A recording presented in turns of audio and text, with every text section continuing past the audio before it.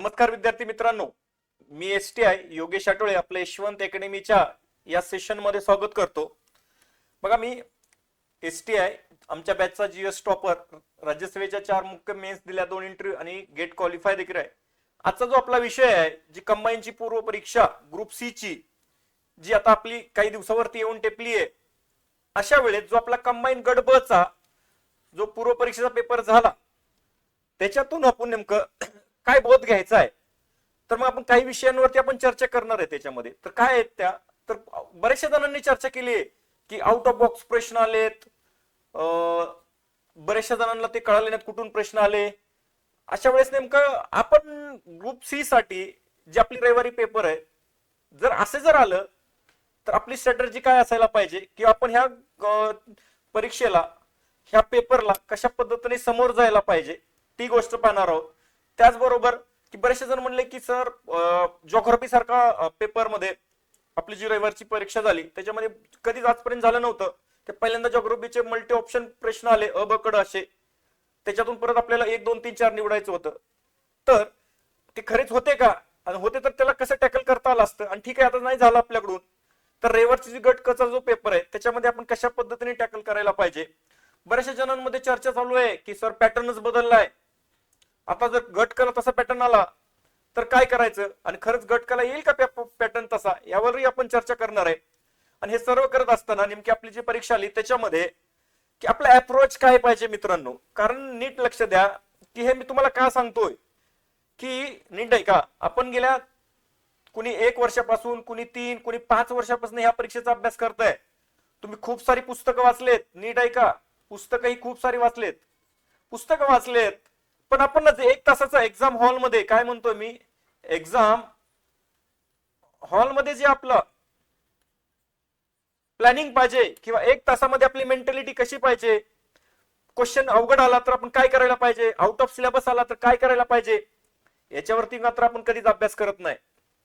मग अशा वेळी तुम्हाला मी जे काय सांगतोय ते येणाऱ्या 2 दिवसामध्ये, जी काही तुमची परीक्षा 2-3 दिवसामध्ये, मी तुम्हाला गॅरंटी देऊन सांगतो की तुम्ही जर ह्या गोष्टी फॉलो केल्या, तर मी म्हणत नाही की खूप सारे 2-4 दिवसात बदल होईल, तुमचा 4-5 वर्षाचा अभ्यास आहे, पण तुम्ही मेंटली प्रिपेअर होऊन जाताल.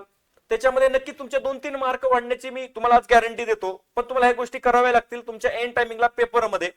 तर बघा, जो आज आपला पहिला पॉइंट आहे, पहिला जो पॉइंट आहे आपला, तर प्रश्न आउट ऑफ बॉक्स होते का, आणि असतील तर काय करणं अपेक्षित होतं. मी काही प्रश्न घेऊन आलोय तुम्हाला, की बा आउट ऑफ बॉक्स होते का, तर काही मी प्रश्न घेऊन आलोय तुमच्या समोर, आणि ते प्रश्न तुम्हाला मी दाखवणार आहे. आणि तुम्ही काही सेकंदासाठी माझा व्हिडिओ पॉज करा आणि तुम्ही विचार करा की हा प्रश्न खरंच आपल्याला सुटला असता का. जर सुटला नसता तर आपण काय याच्यावरती 1 मिनिट, अर्धा मिनिट, 30 सेकंद, 25 सेकंद, 4 मिनिटं घालवले. याच्यावरती मित्रांनो मी काही प्रश्न मांडलेत, तुम्ही विचार करायचा आहे. हा प्रश्न बघा करंट अफेअर्सचा आहे, मी प्रत्येक विषय घेत जाईल. करंट अफेअर्सचा हा प्रश्न आहे, की हा जो प्रश्न आहे, मी बऱ्याच जणांशी चर्चा केली आहे, की बऱ्याचशा जणांचं म्हणणं आहे की सर हा एवढा इझी नव्हता प्रश्न, आम्ही रेग्युलरच्या पुस्तकात वाचलेला नाही, वाचलेला जरी असता तरी सुटण्यासारखा प्रश्न नव्हता. जर करंटच्या बाबतीत जर बोलायचं झालं तर 15 पैकी बऱ्याच जणांचे 4 आणि 5 मार्क आलेत, बरेचशा जणांचे प्रश्न सुटलेत. मग ज्यावेळेस तुमच्या समोर अशा पद्धतीचा प्रश्न आला त्यावेळेस तुम्ही करणं काय अपेक्षित होतं. नीट आहे का, मी काय म्हणतोय, तुम्ही जर हा टॉपिक वाचलेला नाहीये, तुम्हाला गॅरंटीड आहे की असे जर प्रश्न आला तर हे प्रश्न माझ्याकडून चुकणार आहे, कारण की मी वाचलेला नाहीये. काय म्हणतोय मी, नीट आहे का, की वाचलेला नाहीये, तर हा चुकणारच आहे. तर मी किती वेळ घालायला पाहिजे होता, असे मी प्रश्न अजून दाखवतो तुम्हाला. मग तुम्ही ठरवायचंय की याला किती वेळ द्यायला पाहिजे होता. पुढचा प्रश्न बघा, हा करंटचाच प्रश्न आहे, खाली 2024. मी वाचत नाही प्रश्न, तुम्ही स्टॉप करा आणि हे प्रश्न वाचा.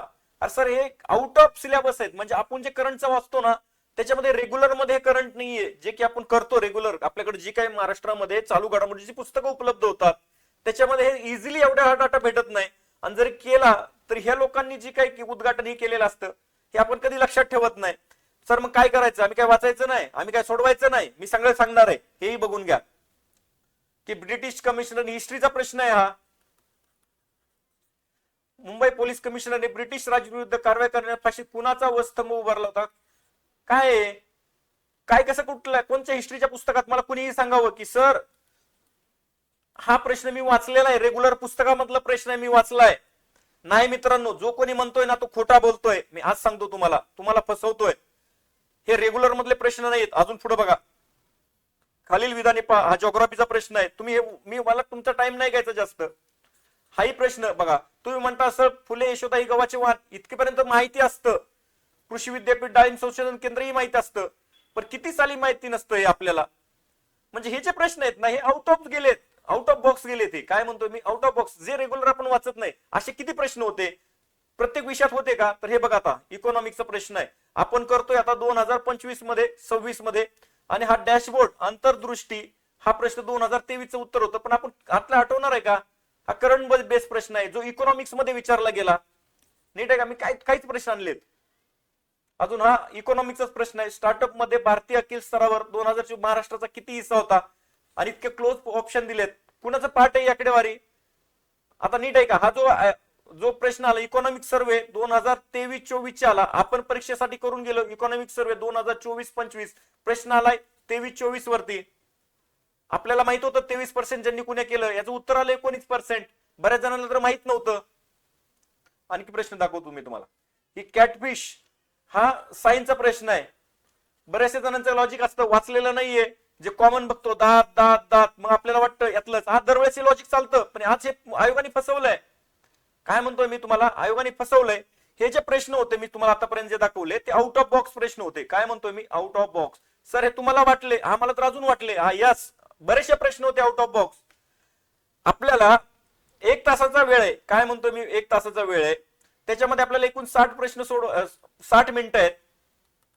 याच्यामध्ये एकूण 80 प्रश्न जीएस चे आहेत आणि 20 प्रश्न जे आहेत ते गणित आणि बुद्धिमत्ता. मी तर गणित आणि बुद्धिमत्ताचे काय म्हणतोय मी, गणित आणि बुद्धिमत्ता विषय कशा पद्धतीने प्रश्न सोडवायचे होते, आपले सागर कोकरे सर STI MSc मॅथमॅटिक्स यांनी याचं अनालिसिस केलेलं आहे गणित बुद्धिमत्ताचं. त्यांचा व्हिडिओ आहे, तो व्हिडिओ तुम्ही बघून घ्या. काय म्हणतोय मी तुम्हाला 80 प्रश्नांच्या संदर्भात सांगतोय. हे जे जीएस चे 80 प्रश्न जे होते ते 80 प्रश्न आपल्याला किती साधारणतः प्रत्येकाच्या अभ्यासानुसार जे काही तुम्ही आतापर्यंत स्ट्रॅटेजी बनवली होती त्याच्यानुसार, ज्यांचं गणित खूप फास्ट आहे किंवा ज्यांना गणित 20 पैकी 20 सोडवायचे अशांना गणिताला जास्त टाइम द्यायचा आहे. ज्यांना गणित 12-13 प्रश्न सोडवायचे मित्रांनो, त्यांना गणित काय करायचं, जीएस ला थोडा जास्त टाइम द्यायचा आहे. साधारणतः प्रत्येकाचा वेळ 35 मिनिट ते 40 मिनिटांमध्ये. काय म्हणतोय मी, 35 ते 40 मिनिटं जीएस ला देणार आहेत, बरोबर. मग अशा वेळेस हे जे प्रश्न होते आउट ऑफ बॉक्स मित्रांनो, वाचताच क्षणी काय म्हणतो मी, नीट आहे का, हे काही शब्द महत्वाचे आहेत. मी तुमच्या टू द पॉइंट आलोय तुम्हाला. काय म्हणतोय मी, ज्यावेळेस तुम्ही हा प्रश्न वाचायला घेतले, पहिल्यांदा ज्यावेळेस एक्झाम हॉल मध्ये बसलाय तुम्ही, प्रश्न हे वाचायला घेतले, वाचतानाच काय म्हणतोय मी, वाचतानाच हे तुमच्या लक्षात आलं. काय म्हणतोय मी तुम्हाला, की तुमच्या लक्षात आलं की हा प्रश्न आपण आता इतक्या दिवस अभ्यास करतोय, रेग्युलर वाचनामध्ये नाहीये. हे खूप महत्वाचं आहे, रेग्युलर वाचनामध्ये नाहीये. मग अशा वेळेस काय करायचंय, विथिन काही सेकंद, आपल्याकडे मिनिटाचा तर वेळ नाहीये, काही सेकंद, मी म्हणून 2-4 सेकंदामध्ये डिसिजन घ्यायचा आहे. नीट आहे का मी काय म्हणतोय, की डिसिजन घ्यायचा आहे आणि शिफ्ट व्हायचं आहे. कुठं शिफ्ट व्हायचं आहे, नेक्स्ट प्रश्नावरती. सर मग असे प्रश्न बरेच राहतील ना गोल करायचे, मग काही पण मारून काय करणार, निगेटिव्ह 25 घेणार. काहीतरी लॉजिक लागायला पाहिजे, काहीतरी तुम्हाला धागा दोरा लागायला पाहिजे, तरच ते उत्तर गोल करण्यात फायदा आहे. नीट आहे का काय म्हणतोय मी. नेक्स्ट प्रश्न शिफ्ट व्हायचंय, याला तुम्ही स्टार करून ठेवा. तुमची जी काही मेथड असेल इतक्या दिवसाची, जी काही प्रश्न सोडवण्याचे PYQ किंवा तुम्ही टेस्ट सिरीज सोडवल्या त्याच्यामध्ये त्याला स्टार करून ठेवा. कारण हे मी अनुभवातून सांगतोय मित्रांनो, हे मी सगळं केलेलं आहे, हे तुम्हाला करावं लागल. असेच नाही तुम्ही जीएस टॉपर बनत किंवा असे तुम्ही STI नाही, मेहनत घ्यावी लागेल तुम्हाला, हे सगळं करावं लागेल तुम्हाला. तर काय म्हणतोय, जे प्रश्न तुम्हाला माहिती नाही, आउट ऑफ सिलेबस आहे, त्याला काय करा, असा स्टार करून ठेवा. आणि त्याला याचा अर्थ काय, की आपण साधारणतः 40 मिनिटात तुम्ही जर जीएस सोडवणार असाल किंवा 35 मिनिटात जर जीएस सोडवणार असाल, तर शेवटचे तिथे काय 2-3 मिनिट असतील, म्हणजे 40 मिनिटातले 35 मिनिट झाल्यानंतर 35 मिनिटात तुमचे 80 प्रश्न वाचून गोल करून व्हायला पाहिजे. ऍट अ टाइम गोल करा. प्रश्न सुटला की एकदम 80 करू नका, एक प्रश्नाचं 3 उत्तर असं एक गोल करा. आणि शेवटचे 2-3 मिनिट असतील ना, ते नीट आहे का काय म्हणतोय, हे जे स्टार केलेले आहेत ना प्रश्न, त्यांना परत कधीही बघायचं नाही. याचा अर्थ काय का माहिती, तुम्ही जे सिम्बॉल वापरले याला काय, की हे प्रश्न आउट ऑफ बॉक्स आलेत, मला हा प्रश्न सोडवायचा नाही, असा त्याचा अर्थ आहे. समजलं का. परंतु नीट आहे का, मी मागचा प्रश्न घेतो, याच्यामध्ये तुम्हाला असं वाटलं की 19 आणि 23 मध्ये तुमचं कन्फ्युजन झालंय, काय म्हणतं नीट ऐका, अबकड स्टेटमेंट पण येतात. एक मिनिट, की 2 आणि 3 तुमच्याकडून इलिमिनेट झालंय, पण तुम्हाला लगेच सुचत नाहीये एक्झॅक्ट काय करायचं. असं वाटतंय तुम्हाला की याचं उत्तर भेटू शकतं, तर ह्याला स्टार करू नका, तर दुसरी कोणती तरी खून द्या, एखादी खून द्या. काय म्हणतोय मी तुम्हाला, एखाद्या अशी चिन्ह द्या की हे जे प्रश्न आहेत याचा अर्थ काय आहे, प्रश्नपत्रिकेवरती करायचंय तुम्हाला, की हे प्रश्न मला माझ्या माइंडसेट मध्ये आता मला फास्ट सोडवतोय त्याच्यामध्ये एक्झॅक्टली उत्तर भेटायला गेलंय. येतंय लक्षामध्ये. तर मला थोडंसं शांत होऊन एकदा जीएस चे सगळे प्रश्न झाले की नेक्स्ट राऊंडला जो तुमचा नेक्स्ट राऊंड असतो तो 3 ते 4 मिनिटाचा असतो. काय म्हणतो मी, 3 ते 4 मिनिटाचा. मी म्हणतो कुणाचा 2 मिनिटाचा असेल तर कुणाचा 4 मिनिटाचा असेल, त्याच्यावरती नेक्स्ट राऊंड नसतो जो जीएसच्या संदर्भात. सॉरी, ओरडावं लागतं मित्रांनो हे सगळं सांगण्यासाठी. काय शेवटी तुम्हाला किती महत्व आहे ह्या गोष्टींचं सगळ्यांचं, तुम्हाला काय घ्यायचं आणि काय सोडायचं तुमच्यावरती. याच्यातून माझा काय फायदा आहे, युट्यूबला लेक्चर टाकतोय मी. सॉरी, चला आपण आपल्या टॉपिक वरती. काय म्हणलं मी तुम्हाला, सेकंडचा तुमचा राऊंड आहे ते 2 ते 3 4 मिनिटाचा असणार आहे. याच्यामध्ये जे तुम्ही 2 पद्धतीच्या खुणा वापरल्यात, एक वापरली आहे की जी कधीच बघायचं नाही, तो आउट ऑफ बॉक्स आहे, त्याला मी सोडवणारच नाहीये. पण जिथं काही ऑप्शन इलिमिनेट झालेत, 2 मध्ये तुमचं आहे. आता थोडंसं ज्यावेळेस तुम्ही सगळं जीएस करता ना, त्यावेळेस तुम्ही थोडेसे शांत झालेला असता आणि त्यावेळेस तुम्हाला रिकॉल होण्याचे चान्सेस असतात. आणि अशा वेळेस तुम्ही डिसिजन घ्यायचं, हे 2-3 मिनिटाचा जो सेकंड राऊंड चाललाय जीएसचा, त्याच्यामध्ये हे गोल करायचे. मग आता जे आउट ऑफ बॉक्स राहिले त्यांना तसे सोडून द्यायचे. नीट ऐका, 100 पैकी 100 कुणालाही सोडवायचे नाहीत. 100 पैकी आतापर्यंत 80चं मेरिट लागलं नाही. नीट ऐका मी अजून काय म्हणतो, हे महत्वाचं आहे, हे महत्वाचं आहे. तुम्हाला जर पेपर अवघड गेला ना, तुम्ही जे रेग्युलर अभ्यास करता, तुम्ही सिरियस आहोत, तुम्ही जे काही सोर्सेस मार्केटमध्ये अवेलेबल आहेत, जे वाचणं अपेक्षित आहे ते वाचलेत, पीवायक्यू सोडवलेत, टेस्ट सिरीजचा सराव केलाय, तुम्ही स्वतःवरती विश्वास ठेवा की तुम्हाला जर सुटत नसेल ना, तर महाराष्ट्रातल्या बऱ्याचशा जनतेला हा प्रश्न अवघड चाललाय. मग तुम्ही का टेन्शन घेता याचं, काय म्हणतोय मी, तुम्ही का टेन्शन घेता. जर तुम्ही जर टेन्शन घेतलं तर आपण मेंटली खचतो आणि आपले बरेचसे आपण हळूहळू कॉम्पिटिशनच्या बाहेर पडतो. आपण जास्त ओव्हर विचार करायला लागतो, आता मला नाही सुटलं, नाहीये, आपल्याला शेवटच्या तासापर्यंत लढायचंय, शेवटच्या सेकंदापर्यंत लढायचंय. काय म्हणतोय मी, जे आउट ऑफ बॉक्स आहेत त्यांना काय करता. आता जर तुमच्या ग्रुप सी च्या पेपरमध्ये काय म्हणतो मिनिट आहे का, जे आउट ऑफ बॉक्स जर आला असेच आउट ऑफ बॉक्स, तर त्याला काहीतरी स्टार मारा, काहीतरी मारा, परत त्याला बघायचं नाही, त्याला सोडून द्या आणि त्याचा विचार करू नका. तुम्हाला सुटत नाही ना, महाराष्ट्रातल्या कोणत्याच पोराला सुटणार नाही असं मनाला सांगा आणि नेक्स्ट प्रश्नावरती शिफ्ट व्हा.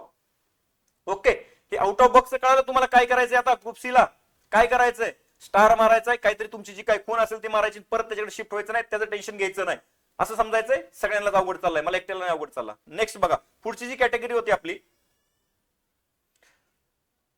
की बाबा पेपर मध्ये काय म्हणले बरेचसे जरा आहे का माहिती, की जिओग्राफीचे प्रश्न,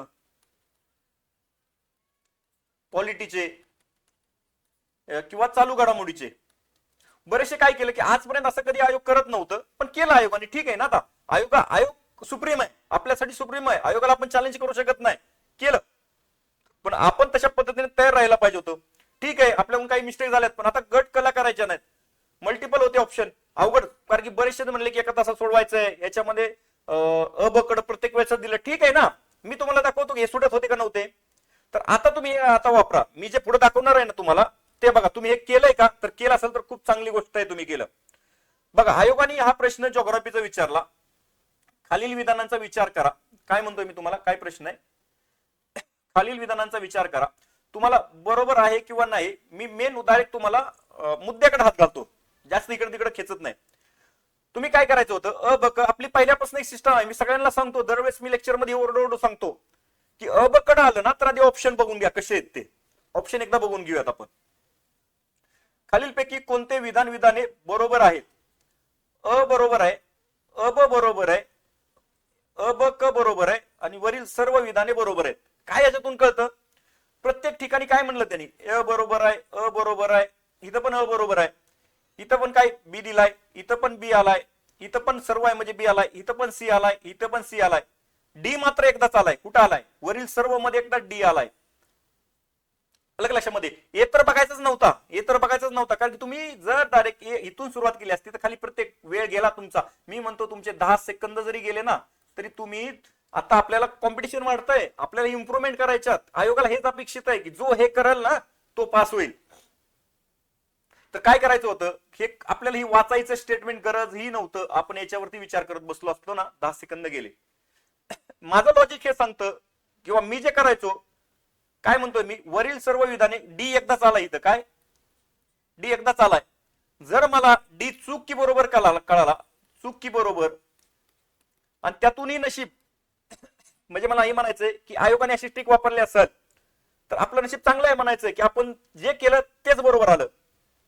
काय, जर तुमचा डी जर बरोबर निघला, कारण की डी कुठंच नाहीये, आणि डी जर स्टेटमेंट बरोबर असेल तर आपलं एकच उत्तर, म्हणजे आपल्याला तिन्ही वाचायची गरज पडत नाही. आणि सेम तसंच घडलं मी ज्यावेळेस पेपर हातात घेतला सोडवायला. बघा काय डी, गोदावरी व तापी नदीच्या खोऱ्यांना वेगळी करणारी सातमाळा अजंठा ही डोंगर रांग आहे. बरोबर आहे ना स्टेटमेंट? यस. डी जर बरोबर असेल, मी काय म्हणतोय, डी जर बरोबर असेल तर तुमचं हे ऑटोमॅटिकच निघून जातं, तुम्हाला हे बघायची गरज नाहीये, कारण की एकामध्ये डी याचं उत्तर. कुठे तुम्हाला अ ब सी वाचायची गरज पडली आहे? नाही लागत. मी तुम्हाला हेच सांगण्याचा प्रयत्न करतोय की तुम्ही ऑप्शन वरून अ ब क आहे ना, तर कशावरून जावा, ऑप्शन. अजून नेक्स्ट बघूयात, अजून काय होतं का असं, नीट बघा. खालीलपैकी कोणती विधाने महाराष्ट्राच्या पर्जन्याबाबत अचूक आहेत? बरोबर आहेत. अचूक म्हणजे काय, बरोबर, हे वाचण्यावरती लक्ष द्यायचंय. बघा बरं, आता खाली परत मी पर्याकडे जातो. इथं अ दिलाय, इथं अ ब दिलाय, बी सी दिलाय, ए सी डी. डी फक्त एका ठिकाणी दिला, परत आणखी डी परत आणखी एका ठिकाणी दिला. डी वरती आपण आता काय आहे का मध्ये बरं देता की तुम्हाला, आता तुम्ही गटकसाठी जास्त विचार करू नका, पण मी जे सांगतोय ज्याच्यावरती जावा की जे सगळीकडे नाही आहे ना त्याच्याकडे जाऊ नका, ते बरोबर चाचणी असणार. एक एक ऑप्शन इलिमिनेट करा, एक एक ऑप्शन. बघा बरं काय म्हणतोय, विदर्भामध्ये पश्चिमेकडून पूर्वेकडे पावसाचे प्रमाण वाढत जाते. बरोबर. काय, चंद्रपूर करून तुम्ही जर गडचिरोलीकडे गेला तर पावसाचं प्रमाण वाढत जाते, हे 100% बरोबर आहे. तुम्ही ह्याच्यावरती विचार केला तर विचार करायला भाग पडेल. हे तसं वायुभार, हे बाष्पशक्ती, हे अवघड आहेत, पण कन्फर्म जे आपल्याला माहिती आहे त्याच्यावरती जर गेला तर ड हे कळतं की 100% बरोबर आहे. मी ड ब जर बघितलं तर मला कळतं की एकाच ऑप्शन मध्ये आहे, याचा अर्थ उत्तर आहे 4. मला अ ब क परत वाचायची गरज पडत नाही. येतंय का लक्षामध्ये काय म्हणतोय ते? हे तुम्हाला वापरायचंय, हे तुम्हाला कोण सांगणार नाही. बघा, तुम्हाला हे गट येणारी आपली रविवारची परीक्षा आहे ना, त्याच्यामध्ये ह्या गोष्टी वापरायच्यात. प्रत्येक वेळेस सगळेच अबकड आलं म्हणजे प्रश्न अवघड नसतो, आधी ही भीती मनातून काढून टाका. ऑप्शन कडे बघा काय आहे ते, पुढे बघा, अजून दाखवतो तुम्हाला. राज्यपालांच्या संदर्भात खालीलपैकी कोणते कोणते विधान चुकीचे आहे? काय म्हणतोय मी, चुकीचं ओळखायला लावलंय. आता मी आलो अ ब सी डी, आता कळत नाही याच्यामध्ये, ठीक आहे ना, मी पहिल्यापासून वाचाय घेतलं. कलम 158 नुसार मला माहित नाहीये 55, तुम्ही घाबरला कुठे माहिती, 158, 55, 54, 63. आता कन्फ्युजन, अरे इतकं अवघड अबकड दिलं, थोडं शांत घे ना, बघ ना त्याच्याकडे काय आहे ते अगोदर. ऑप्शन बघितले, कुठेतरी एखादं चुकीचं दिसतंय, कारण की सगळे तर चुकीचे नाही, ते कन्फर्म झालंय. कलम 158 नुसार राज्यपाल राष्ट्रपतींच्या मर्जीनुसार पदावर राहतात. आता नीट ऐका, तुम्हाला दोन गोष्टी माहिती पाहिजे. 158 नुसार कलम राज्यपालांचं, एकतर 158 कन्फर्म जर माहिती असेल, किंवा राज्यपाल राष्ट्रपतींच्या मर्जीनुसार पदावर राहतात हेही माहिती असेल, तर आठवा बरं काय, 158 कलम ही राष्ट्रपतींच्या पदाची अटी व शर्ती सांगतं, आणि राष्ट्रपतींच्या मर्जीनुसार राज्यपाल पदावर राहतील हे 156 कलम आहे. म्हणजे ही तर कन्फर्म, एक तर हे तुम्हाला माहिती पाहिजे, काय म्हणतोय मी, 156 158 माहिती पाहिजे, किंवा हे कुठल्या कलमात आहे हे माहिती पाहिजे. याचा अर्थ मला 100% चुकीचं आहे, कन्फर्म झालं माझं चुकीचं आहे. खाली या बरं, आता खाली या. इथं एक अ आहे, इथं अ नाहीये, इथं पण अ नाहीये, इथं पण अ नाहीये, म्हणजे काय उत्तर फक्त एक. अरे सगळं कुठं वाचायचंय, अ ब सी डी नाही वाचायचं. मी, तुम्ही समजून घ्या रे, आयोगाला अ ब कडे वाचताना सगळं वाचणं अपेक्षित नाही. अजून दाखवतो मी किती आहेत ते. बघा, खालीलपैकी कोणती कथने भारतीय संविधानाच्या अनुच्छेद, नीट वाचा, अनुच्छेद 20 शी संबंधित आहेत? हे तसं पाहिलं ना, घटनेनुसार ही 40 स्टेटमेंट बरोबर आहेत. घटनेनुसार तुम्हाला काय विचारलंय, कलम 20 च्या संबंधित कोणता आहे? हे बघा, कायद्याद्वारे प्रस्तावित केलेल्या अनुखेरीज कोणत्याही व्यक्ती, जीविताचं स्वातंत्र्य, अरे जीवित संपलं ना, आलं ना. कलम कोणता आहे, 100 वेळा वाचलं ना, कलम जीविताचं आणि व्यक्तिगत स्वातंत्र्य, कलम 21. म्हणजे हे 20 च्या संबंधित नाही, 21 च्या, म्हणजे हे चुकीचं आहे. कुठं कुठं आहे बघा बरं, हे हे चुकीचं आहे. आपल्याला बरोबर विचारलं, 20 च्या संबंधित विचारलंय, म्हणजे तर येणार नाही, इथं येणार नाही, इथं येणार नाही, आपलं उत्तर 2. अरे कुठे वाचायचंय सगळं, तुम्हाला शिकार आहे हे. आपल्या अभ्यासावरती विश्वास ठेवा. केलंय ना, घाबरू नका. अ ब क ड म्हणजे सोपं आहे उलट. हा, काही प्रश्न अवघड येतील सर, तुम्ही काहीच काढून आणले. अरे सोपे तर आणलेच नाहीत मी, अजून ह्याच्यापेक्षा पण सोपे होते. काय काय जोड्या लावा, एका एका जोडीवर सगळे निघतात. हे बघा, योग्य जोड्या लावा. बँकिंग नियंत्रण कायदा, बँक राष्ट्रीयकरण 31 मार्च 2025 रोजी भारतातील सार्वजनिक क्षेत्रातील बँका. इकडे बघायचं ना थोडस. सामाजिक उद्योग 12. सार्वजनिक क्षेत्रातल्या बँका किती आहेत 2025 ला? किती होत्या? 12. सी ची एक जोडी लाव. सी चा 2. सी चा 2 कुठं इथं? कुठं इथं नाही. कुठं वाचायला लावलंय सगळं? सर पेपर लेंदी होता, पण ह्या कुणासाठी लेंदी होता? ज्यांनी लॉजिक वापरलं नाही, मेंटली जे स्टेबल नव्हते तिथं. हा, मी सांगेल अजून पण नीट आहे का, सगळ्यांना हे जमत नाही. मेरिट तुलनेने कमीच येणार आहे गेल्या वेळेसपेक्षा, ते घाबरू नका. मेरिट खूप खाली येणार आहे, मी आता पण सांगतो. पण मला हे सांगायचंय तुम्हाला की हे करता आलं असतं, मार्क मिळवता आले असते जास्त. आपल्याला आपलं प्लॅनिंग पाहिजे, आपल्याला कोणतरी सांगण्याला पाहिजे, मार्ग दाखवणारा पाहिजे तसा, की असं असं होतंय बघ. नेक्स्ट बघा, सायन्सचा प्रश्न आहे. जोड्या जुळवा. अल्फा किरण, बीटा किरण, किरणोत्साराचे एकक गॅमा किरण. अरे क्वेरी हे मला माहिती आहे ना, रेडिओ ऍक्टिव्हिटीचं एकक काय क्वेरी, हे 100 वेळा असलं ना. ती जोडी लाव बरं. सीचा 1 कुठे आहे? सीचा 1 उत्तर 4. अरे नाही वाचायच्या सगळ्या जोड्या लावायच्या, नाही अबकड करायचं. मी सांगतो तुम्हाला, हा 10 सेकंदात प्रश्न सुटून गोल करून निघून जातो. आपल्या अभ्यासाला महत्व द्यायचं. मी आउट ऑफ बॉक्स आधी का घेतलं, सुरुवातच मी आउट ऑफ बॉक्स का केली, की ते जर सोडलं ना तर इतर सोपं आहे. आपण कुठं बसतो? आपण कुठं बसतो? जे येत नाही ना आपल्याला, येत नाही ना त्याला टाइम घालतो. हे असंच कसं काय, मग मला हे सुटलंच नाही, मग कसं होणार? अरे ते सोडून दे ना, तू अभ्यास केलाय ना, तू अभ्यास केलाय ना, अभ्यासाला महत्व दे ना. जर अभ्यासा अगोदर मी आज 100 वेळा सांगतो, हे इलिमिनेशन मी जे दाखवलं ना सगळं, हे इलिमिनेशन लॉजिक, हे आधी, त्याच्या आधी सगळ्यात पुढे तुमचा अभ्यास आहे. काय म्हणलं मी? हा तुमचा अभ्यास आहे. आधी अभ्यासाला महत्व द्या. इतके दिवस करताय ना, हा अभ्यास करून जर उत्तर निघत नसेल तर इलिमिनेशन वापरा. ऍक्च्युली इलिमिनेशन हे अभ्यासाबरोबर चालतं, पण कसं आहे का माहिती, की जे चुकीचं वाटतंय म्हणजे तुमचं लॉजिक, ह्या गोष्टी ह्या अभ्यासानंतर असतात. अभ्यासाला महत्व आणि चूक एक्झॅक्टली जे मला माहिती आहे, काय म्हणतोय मी, अभ्यासाला महत्व जे एक्झॅक्टली मला माहिती आहे ते आधी मी बरोबर करणार, त्यानंतर ऑप्शन जाणार आणि त्यानंतर उत्तर क्लिक करणार, तर मार्क येतात. नेक्स्ट बघा, आता हे तुम्हाला कळालंय का? मी काय म्हणलं, 2 गोष्टी शिकवल्या तुम्हाला आतापर्यंत. एक, आउट ऑफ बॉक्स प्रश्न डायरेक्ट शिफ्ट व्हायचं नेक्स्ट प्रश्नावरती. दोन ऑप्शन मध्ये कन्फ्युजन आहे, काहीतरी टिक करून ठेवा आणि तेवढेच प्रश्न नेक्स्ट राऊंडला बघा 2-3 मिनिटांमध्ये. जे मल्टी लाईनर येत आहेत किंवा अबकड असे स्टेटमेंट येत आहेत, तर ते प्रश्नावरती आधी ऑप्शन बघा, ऑप्शन वरनं जावा की ऑप्शन कशा पद्धतीने सेट झालेत आणि कोणता ऑप्शन बघितल्यानंतर मला उत्तरापर्यंत जाता येईल, किंवा अबकड मध्ये मला सगळ्यात एक्झॅक्ट बरोबर कोणतं वाटतंय ते शोधा. येते लक्षामध्ये? तर ह्या गोष्टी करायला तुम्ही ह्या येणाऱ्या पेपरमध्ये मला अपेक्षा आहे की मी जे आतापर्यंत जे काय सांगितलंय ते वापरताल. नेक्स्ट बघा, आयोगाचा पॅटर्न मध्ये बदल झाला आहे का?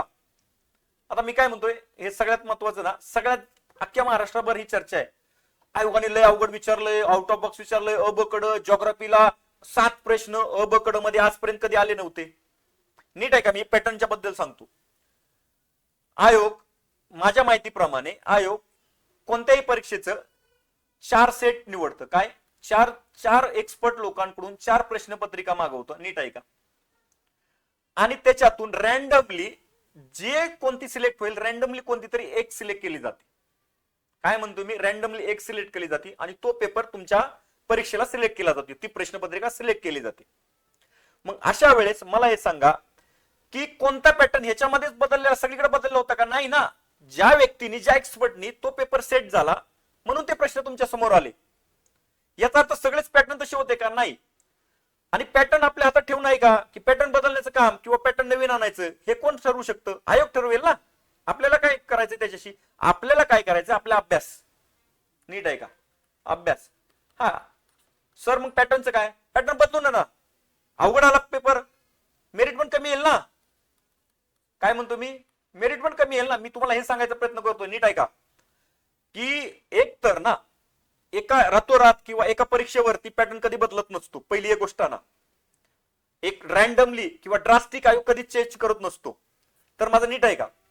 की पेपरमध्ये तुमचा अभ्यास महत्वाचा ठरतो, अभ्यासाला महत्व द्या. पॅटर्न कोणताही येऊ, पॅटर्न अवघड आला मेरिट कमी येणार. काय म्हणतो मी, मेरिट कमी येणार. पेपर सोपा आला मेरिट वाढणार, हे नीट समजून घ्या.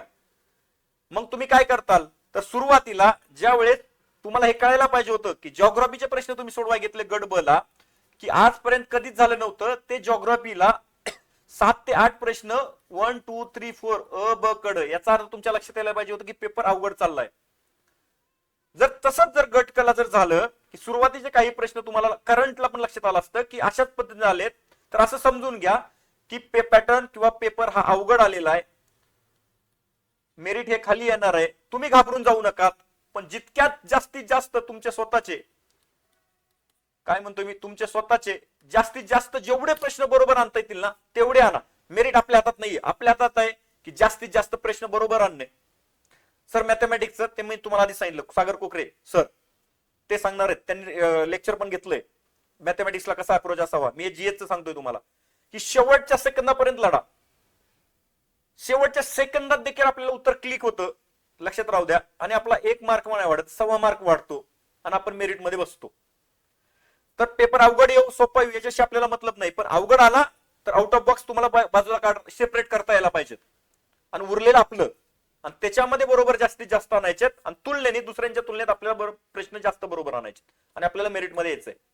पण तिथंच जर तुम्ही गडबड केली, तुम्ही तुमच्या अभ्यासावरती विश्वास नाही दिला, एखादा प्रश्न अवघड आला, आयोग जाणून बुजून करतं. सुरुवातीचे जे काही प्रश्न असतात ना, सुरुवातीचे, माझा असा अनुभव सांगतो की सुरुवातीचे प्रश्न आयोग जाणून बुजून काय करतं, अवघड टाकतं. त्यांना तुमची मेंटॅलिटी चेक करायची. तर आपण घाबरायचं नाही मित्रांनो, येते लक्षामध्ये. पॅटर्न कोणता येऊ, अभ्यास आपला, आणि पॅटर्न आपल्या हातात नाहीये.